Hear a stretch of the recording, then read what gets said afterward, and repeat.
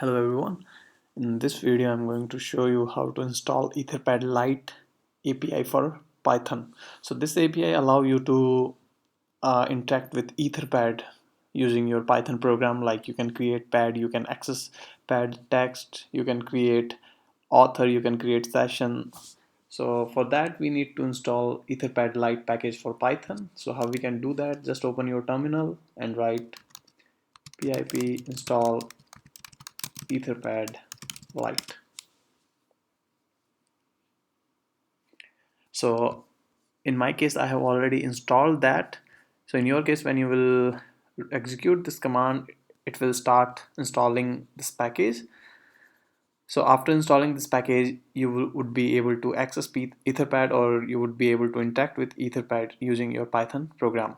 So I'm going to show you how to write a Python program to interact with Etherpad in next tutorial. Thank you very much for watching.